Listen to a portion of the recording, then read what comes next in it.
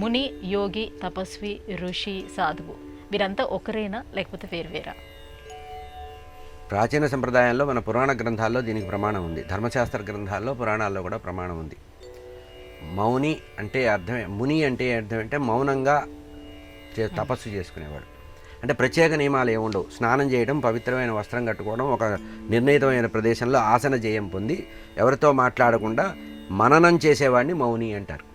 ముని మౌని అంటే మౌనంగా ఉంటూ అంతర్ముఖుడై భగవంతుణ్ణి లోపల చూసుకునేవాడిని ముని అంటారు. ఇది మౌని లేదా మునికి సంబంధించిన విషయం.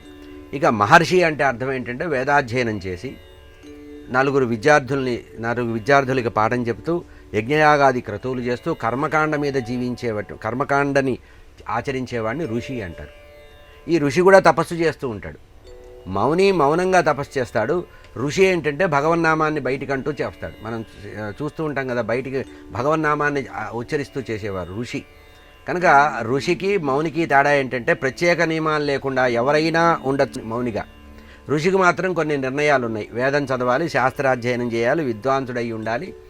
అటువంటి వారు చేసేటువంటి మళ్ళీ ఋషులలో కూడా మళ్ళీ భేదం ఉంది. ఋషి, రాజర్షి, దేవర్షి, బ్రహ్మర్షి ఇట్లాంటి భేదాలు ఉన్నాయి. అంటే వాళ్ళలో స్థాయి భేదాలు. ఇక ఇంకోటి మూడోది ఏమంటున్నారు మీరు, సాధువు. సాధువు అంటే అర్థం ఏంటంటే శుద్ధమైనటువంటి మనస్సుతో సత్వగుణ ప్రధానుడై వేరే నియమాలు ఏమీ లేకుండా ఉన్న చోటే భగవంతుణ్ణి ఆచరిస్తూ ఆహార నియమంతో నిరంతరము సంచరించేవారు సాధువు అవుతారు. ఒకసారి హిమాలయాల్లో తిరుగుతారు, ఒకసారి గ్రామాల్లో తిరుగుతారు, ఒకసారి అరణ్యాల్లో తిరుగుతారు, ఒకసారి సముద్ర తీరంలో తిరుగుతారు, ఒకసారి నదీ తీరంలో తిరిగితే సాధువు అంటే సంచరిస్తూ జీవించేవాడు సాధువు అవుతాడు. సాధువు అంటే సత్వగుణం పూర్తిగా కలిగిన వాడు సాధువు. అంటే వారికి మంత్రాలు సిద్ధులే ఉండవు.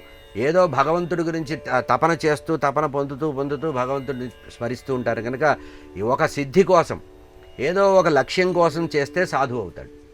ఒకే ఒక లక్ష్యం ఉంటుంది, భగవత్ సాక్షాత్కారమో ఏదో జన్మరాహిత్యమో మోక్షమో ఇటువంటివి కోరేదాన్ని సాధువు అంటారు. కనుక మౌనంగా ఉండి మన అంతర్ముఖుడు అయి ఉంటే ముని అంటారు.